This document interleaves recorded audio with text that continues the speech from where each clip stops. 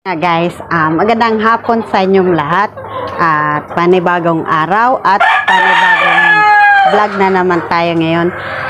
Guys, bago tayo magpapakain dito sa pig-breed kong aking alagang manok at titignan natin guys kung merong nagdagdag na itlog at ayan, i-check natin at pagka-check natin guys at bibigyan ko ulit siya ng patoka yung binili ko guys. At yan, samahan niyo ako sumilip sa nangingitlog kong aking inahin na pig breed. I-check natin guys yung pig breed kong manok. At yung tubig na yan guys ay 1,000. At i-check natin guys yung doon kung nagdagdag yung itlog niya kasi tinignan ko kahapon isa pa lang yung idinagdag at sana wag mag si Putol kasi katakot guys. Natatakot ako guys. At ayan silipin, ay dalawa na guys, dalawa na, duminagdag ng isa, bali dalawa na yung itlog. At yun, very good at maganda yung kinalabasan ng aking pagbigay ng patoka. At ayan guys, at ayaw ko bumaba guys kasi ayan, natatakot ako. Ayan, dalawa na guys. Wow. Dalawa na yung itlog niya at nag-itlog siya ng isa. At ayan, hindi ako umapak dito kasi ayan, alam niyo naman kasi si Putol pag may asawa na yan, ayan ay ayaw niya na magpestorbo, ayaw niya na yung anuhin yung niya, yung asawa ba. Ayaw niya pestorbo. At ayan guys, bibigyan natin ng patuka. At sinsya na guys at nag-iingay yung aking sisiw at nandito din yung aking ibang pakalat-kalat. At bali, unahin natin guys yung pig breed ko. At ito guys, bata pa naman to.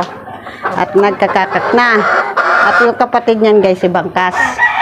At ayan, yung Bangkas. Ayan yung kapatid niya. Yung mga inalagaan ko dati guys, nung una kong mga sisiw at balaki na, ayan. Tapos dito, ayan. Tapos ito, si Kanaway Talisay.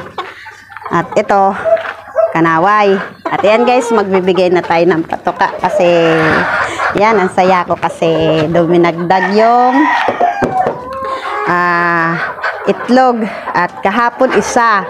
At akala ko kasi guys, hindi magdadagdag ng itlog yung inahin at baka kasi na-stress at bawal kasi yan pag mga ganyan guys, pag nagbe-breed tayo, bawal natin silang stressin, yung bulabugin ba dyan sa sa loob ng kulungan. Halimbawa, pag nagbibigay lang tayo ng patoka, dito lang tayo sa baba para hindi mabulabog yung ating alaga. Guys, lalagyan ko ng 2 takal. Bali, yung hirap kasi grabe ang ang pihit. At ito guys, ang 2 lang. Ito. Kasi pag umaga guys, umaga tapos hapon, ito lang yung binigay kong patoka sa aking pig breed. At ayusin natin guys kasi yan guys, ibibigay ko na to sa nakabreed kong yung si Putol at tapos yung inahin. And guys, samahan nyo ako guys, bibigay ko na to. Putol, ayan. At ganito lang guys yung gawin nyo guys sa pagbe-breed na ating alagang manok. At kita nyo guys, dumagdag yung itlog ng aking inahin. At ganito lang yung tamang pag-breed para sa akin, na inumin mo na sila ng vitamins At ginamit ko dyan guys, panoorin nyo na lang. At yung tubig na egg 1000 at nakakatulong rin sa ating alaga na pagbibreed. At tapos yung patuka. At bali pagbibigay ko nito guys, aga hapon yung pagpakain ko sa aking pagpabreed. At ayan guys, ang ingay ng aking mga alaga kasi nanghihingi na. At ayan guys, magandang hapon sa inyong lahat at sana please and subscribe naman dyan sa aking notification bell at pinutin nyo na lang po ang bell button at para lagi kayong update sa aking video. At ayan guys, kumakain na yung aking alaga.